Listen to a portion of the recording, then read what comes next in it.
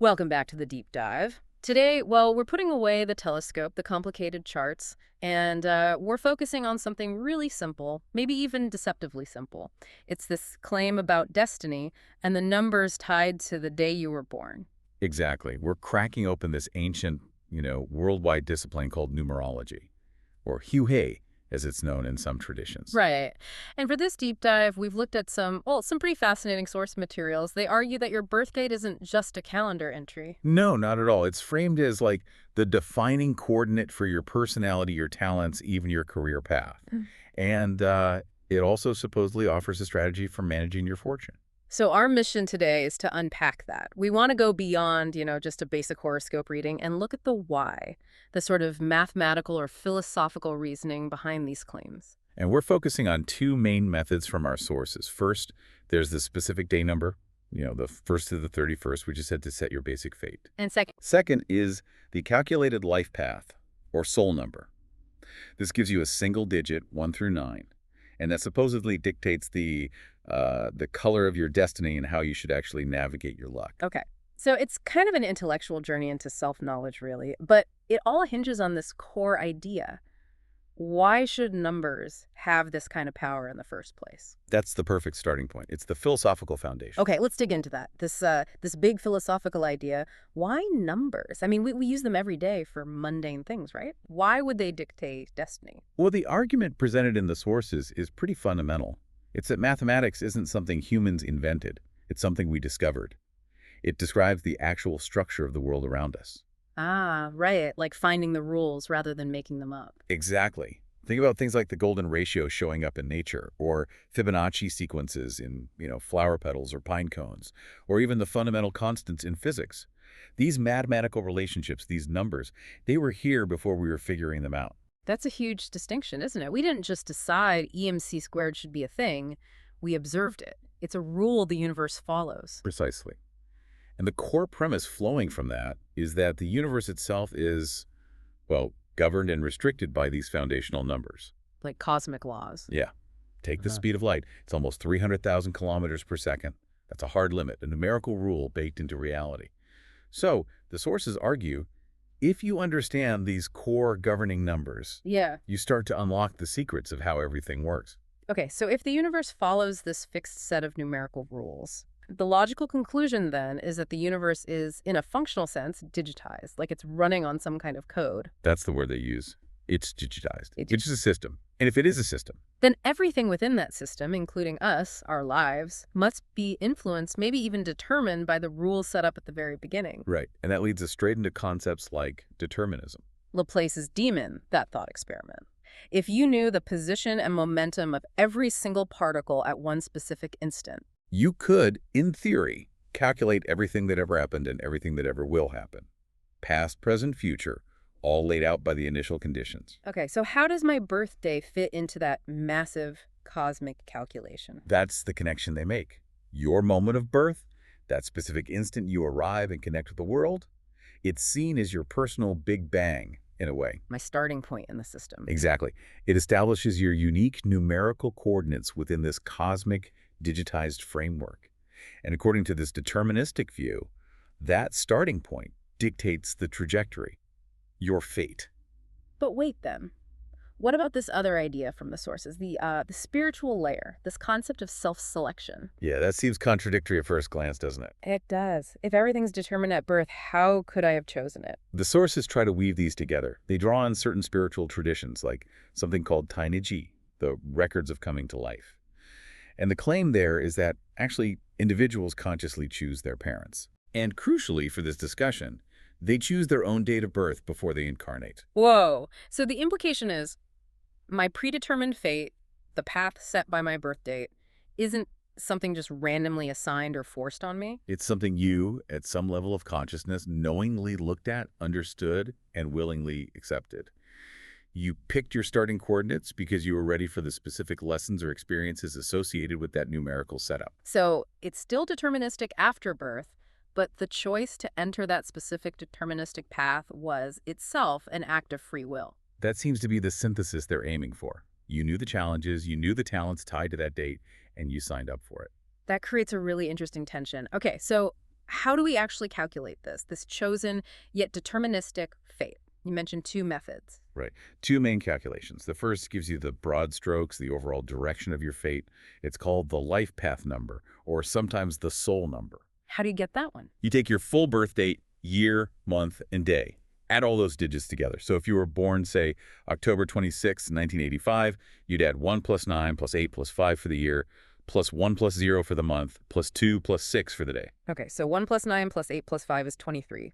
1 plus 0 is 1 plus 2 plus 6 is 8. So 23 plus 1 plus 8 equals 32. Exactly. And then you keep reducing. 3 plus 2 equals 5. So for that birthday, the life path, or soul number, is 5. You always reduce down to a single digit between 1 and 9. Got it. That's the big picture number. What's the second method? The second one is simpler, but the sources claim it's actually more directly tied to your individual destiny, your core personality. It's just the day number. So just the day of the month, 1st, 2nd, up to the 31st. That's it. The reasoning given is that the year and month influence huge numbers of people. Millions share the same birth year or month. But the day, they argue, is a finer tuning, more personal. Okay, that makes intuitive sense. So this day number forms the foundation of your basic destiny, your core traits. Right. And that's where we should probably dive in first, exploring these 31 different daily profiles. Yeah, let's do that. But 31 profiles. That's a lot to just list off. We should look for the patterns, right? Maybe group them somehow. Absolutely. And the patterns are definitely there. If you apply that same reduction principle, adding the digits, you see connections. Like day 1, day 10, 1 plus 0, 1, and day 19, 1 plus 9, 1 plus 0, 1, all share that core 1 energy. Ah, okay. So we can group them by their underlying number or by theme. Let's start with that 1 energy. Sounds like leadership. Precisely. Our first group, the leaders and visionaries, and this includes days 1, 8, 10, and 19. Okay, day 1, the pure essence of 1. What's the profile? Innate leadership qualities.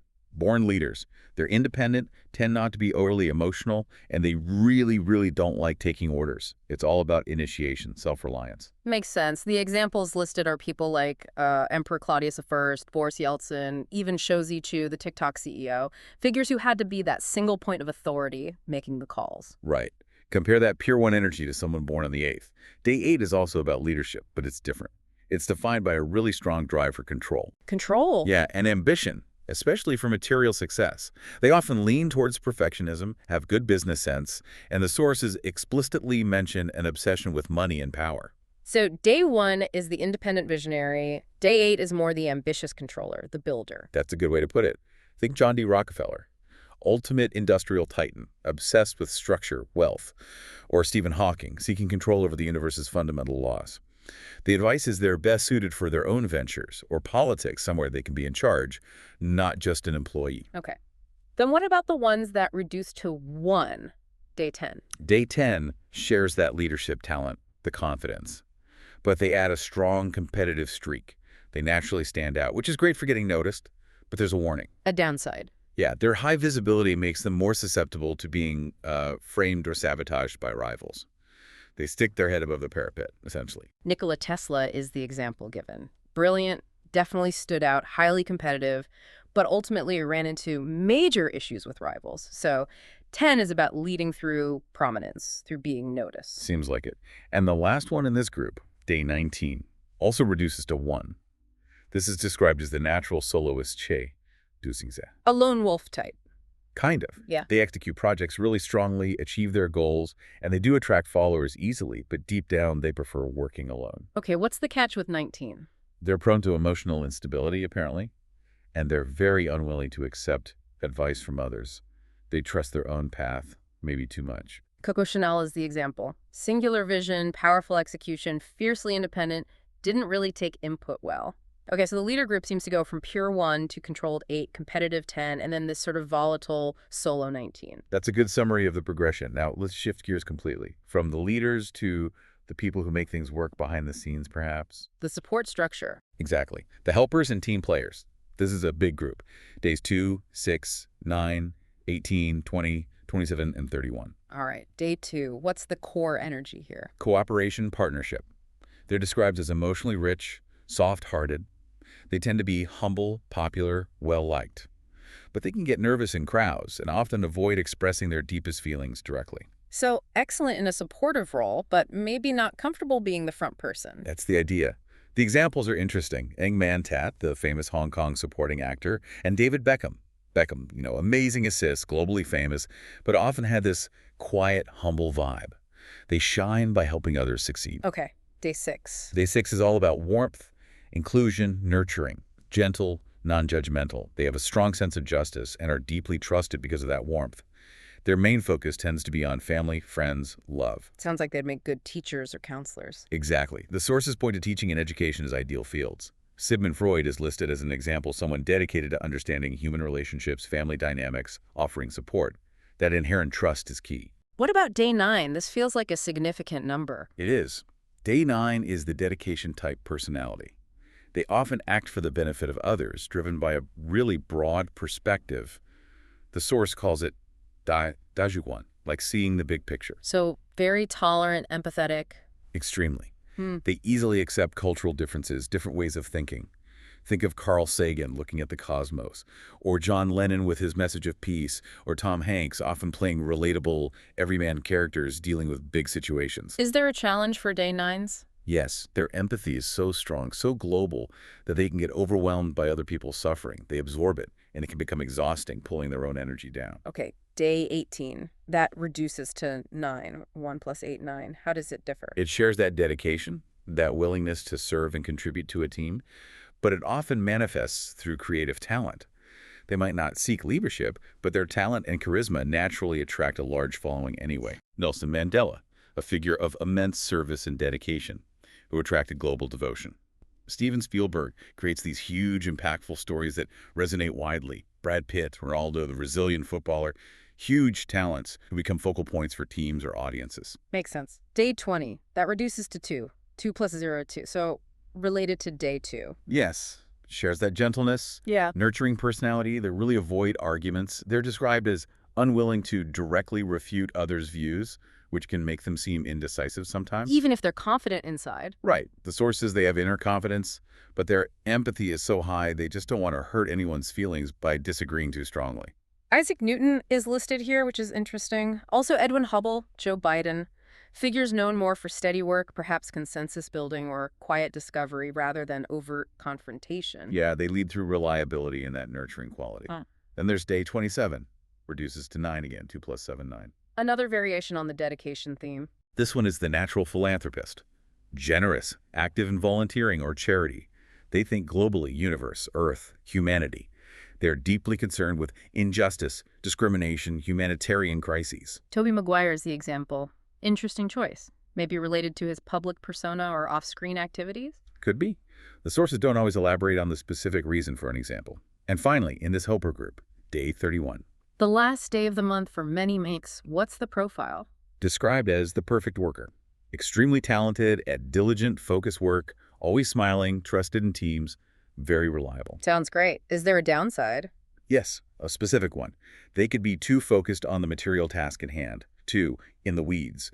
This means they might miss the bigger picture or opportunities for promotion because they're just so focused on getting the current job done perfectly. J.K. Rowling is the example. Wow. That suggests immense dedication to the craft, the writing itself, maybe sometimes overlooking the surrounding strategic elements early on. That could be one interpretation. Laser focus on the output.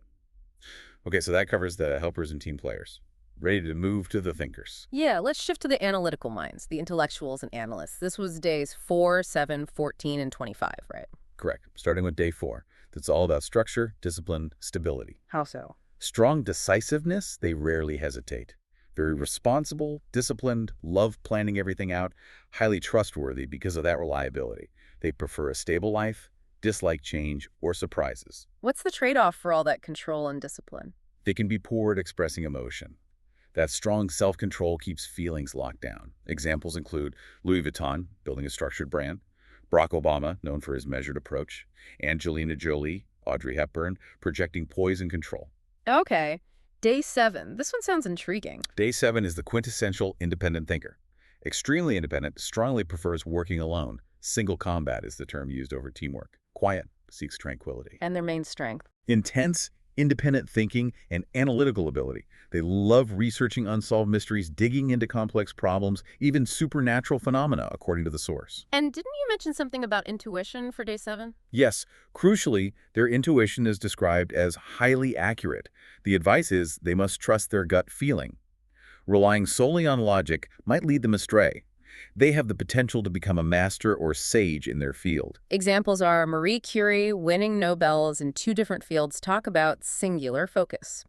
Also Faker, the esports legend Mr. Beast. Analytical powerhouses operating somewhat solo. Exactly. Then day 14 reduces to 5, 1 plus 4, 5. How does analysis mix with 5 energy, which we heard earlier was about freedom and change? Good question.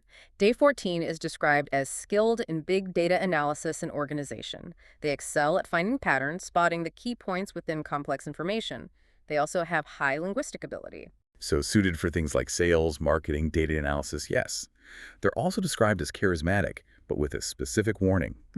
They can easily get addicted to things, whether it's a hobby, a concept, a substance. That 5 energy needs novelty, and it can latch on intensely. Albert Einstein, Mark Zuckerberg are listed. Figures who definitely process complex information in new ways. Donald Trump, too, and Billy Milligan, the man known for having 24 personalities. Maybe an extreme example of complex internal patterns. Perhaps. And the last analyst, day 25, reduced to 7. 2 plus 5, 5, 7. So linked to day 7's independent thinking. Yes, but with a twist. Day 25 is the perfectionist problem solver. They specifically love solving problems, especially the really difficult ones. The harder the better. What fields do they excel in? A high potential in philosophy, psychology, the arts. They prefer quiet environments to focus. Pablo Picasso is the example, a relentless artistic innovator, constantly tackling new visual problems. Okay, that covers the analysts. Now, for that really diverse group you mentioned, the spiritual and creative types. Right. This is a big, varied category. The spiritual, creative, and unique. Days 3, 5, 11, 13, 16, 22, 29, and 30. And this includes those 3 special master numbers. Let's start with day 3. Day 3 is about tenacity and creativity.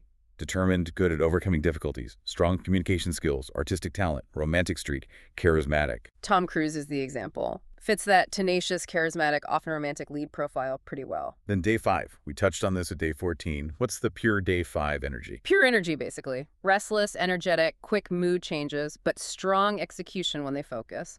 Often avant-garde, pursuing new things constantly. They hate restriction. Freedom is paramount. So multi-talented, jacks of all trades. Often, yes. Interested in many things, articulate. Neil Armstrong, the ultimate explorer. Cristiano Ronaldo, always seeking the next challenge. Bernard Arnault, juggling numerous diverse luxury brands under LVMH.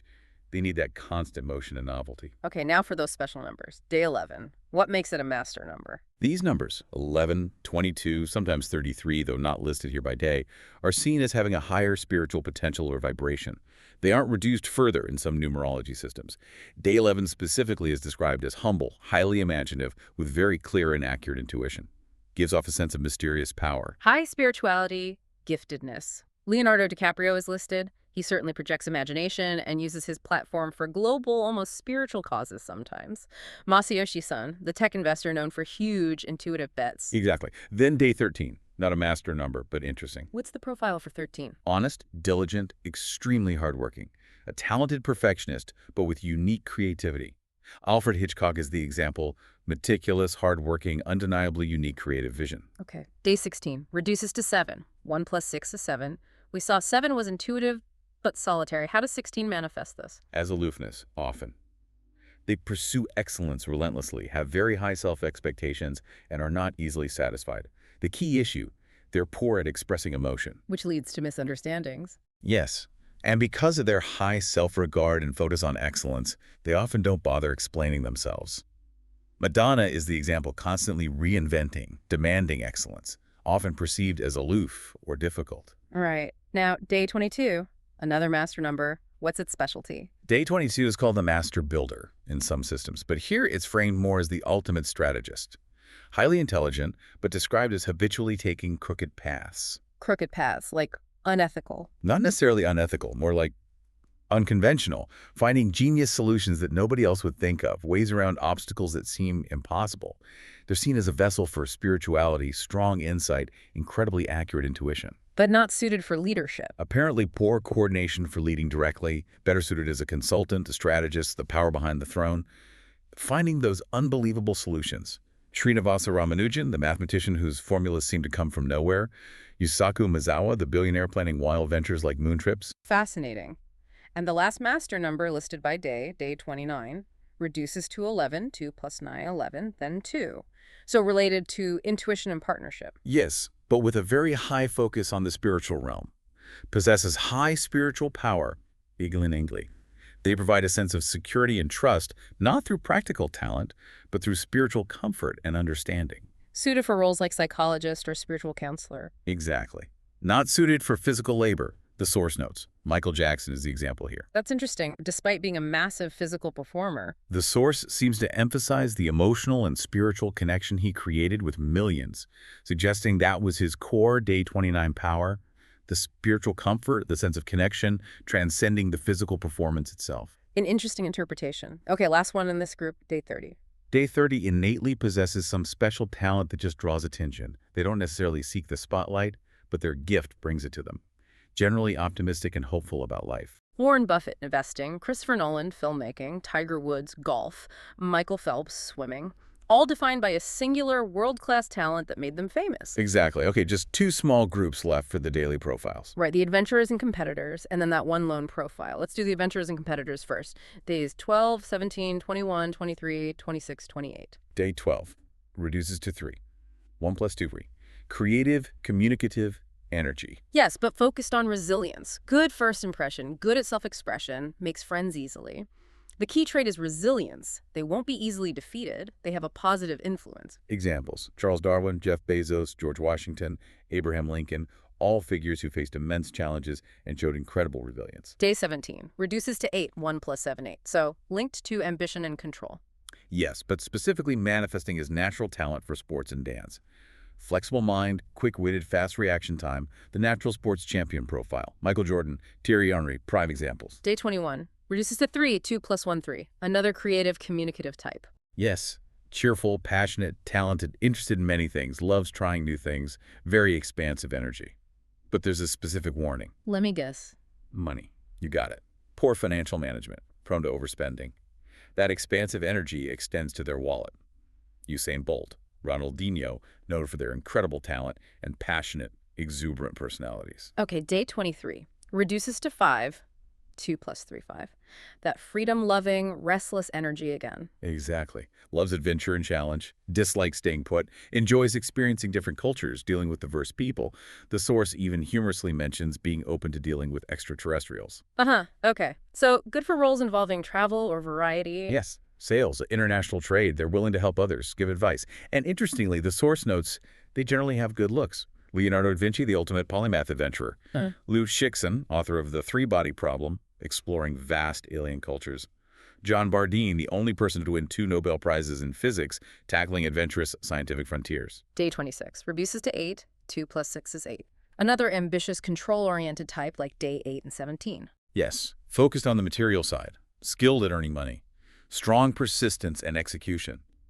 Like day 1 and 8, dislikes being bossed around. Suitable for management, adapting to new ventures. Serena Williams is the example and embodies persistence, power, and financial success in her field. And day 28 reduces to 1, 2 plus 8 equals 10, 1 plus 0 equals 1. A variation on the leader. A very specific kind.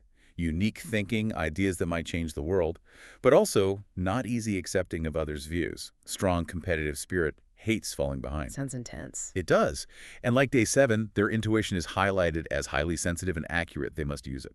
Often become generous, super rich individuals later in life. Bill Gates, Elon Musk, world-changing ideas, intense competition, massive wealth, and later significant philanthropy. Wow. Okay, that covers the adventurers. Just one left. Day 24, the odd one out. Seems so. It's categorized alone as the charismatic introvert. Reduces to 6, 2 plus 4 is 6, which is usually about harmony and nurturing. So how does that become charismatic but introverted? The profile says they dislike traveling alone, prefer staying home, but they are naturally charismatic, easily mesmerizing people around them, possess a special sense of mystery. That's a paradox. Examples. Lionel Messi and Steve Jobs, both figures who commanded global attention, had immense charisma in their fields, yet were famously private, almost reclusive introverts off stage or outside the keynote. Okay, that is a fascinating profile, and that covers all 31 days. Phew. That's the foundation, the basic fate, as the sources call it. Exactly. Your inherent traits, talents, tendencies, all set by the day you were born. But now we need to look at the other number, the soul number, which is about managing your fortune. Right, this distinction is important. Fate is the hand you're dealt, the choices available based on your day number traits. And fortune is about how you play that hand, how you navigate through life to improve your luck based on your soul number. So we go back to that calculation. Add up year plus month plus day, reduced to a single digit, 1 through 9. And each number has a color. Yeah, a soul color. It's a metaphor for the energy, but it dictates the specific strategy you need to use to manage your luck. Okay, let's run through them. Soul 1, what's the color and strategy? Soul 1 is red, the color of enthusiasm, passion, matches that leader personality we saw in day 1. For them, the key to good fortune is change. Change. Constant change. A stagnant, unchanging life is apparently disastrous for their luck. They need fresh energy, new challenges. So the advice is to frequently make active choices outside their normal habits. Try new things, move, switch jobs, anything to keep the energy flowing. Okay, Soul 2. Soul 2 is orange, warmth, helpfulness, reflects the supportive, cooperative energy of day 2. Their strategy is the complete opposite of Soul 1. It's stability. So change is bad for them. Change is seen as a destabilizing variable that can break their luck. They need inner peace. They have to pay close attention to interpersonal relationships and handle sudden problems carefully to avoid disrupting that essential stability. Got it. Soul 3. Soul 3 is yellow. The color of light, the future, matches the innocent, creative, romantic day 3 energy. Their fortune is tied directly to looking ahead. What happens if they don't? Getting stuck on present difficulties, dwelling on sadness, literally lowers their fortune. The advice is to actively seek out light. Physically, go outside, into the sun, talk to optimistic friends, listen to uplifting music, watch inspiring movies, engage in creative work, anything that keeps their focus on the positive future. Soul 4. Soul 4 is green. Harmony, stability, like the day 4 energy, but with more healing. They provide security to others, have strong empathy and intuition, but that's also their problem. They get drained. Exactly. They easily absorb others' energy, especially negative energy, and get depleted. So their fortune management strategy is to recharge. They need to consciously absorb energy from the natural world, spend time in nature, near trees, water, and actively avoid people who consistently drain their energy, the energy vampires. Makes sense. Soul 5. Soul 5 is pink, the color of love. Matches the day 5 energy of connection, and perhaps the day 6 focus on relationships too. They are love-oriented, giving and receiving. Their core energy is love. So their luck depends on love. Pretty much. Yeah. If they lack someone or something to love, or if they feel unloved, their energy and luck diminish. The strategy is to actively give love, not just romantically, but to everything: friends, family, pets, projects, hobbies.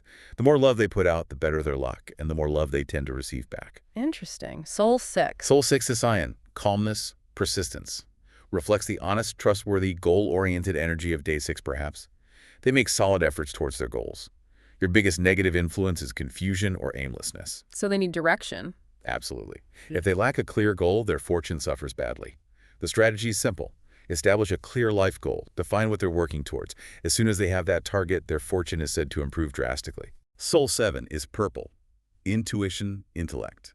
Matches the day 7 profile: clear mind, strong intuition, often spiritually sensitive, mysterious aura. Their strategy is also simple, but maybe hard to follow. Which is? Trust their intuition, Yeah. above all else.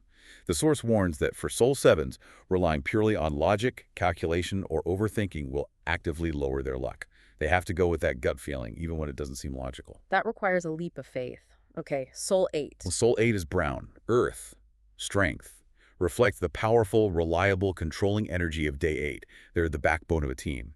If their fortune is poor, the strategy is to get grounded. Literally. Both literally and figuratively, otashidi, meaning feet firmly planted on the ground. Their energy comes from the earth, the land. Yeah. So if they live or work high up, the advice is to spend more time physically walking on the ground, connecting with the earth to replenish their strength and luck. Wow. Okay, last one. Soul 9.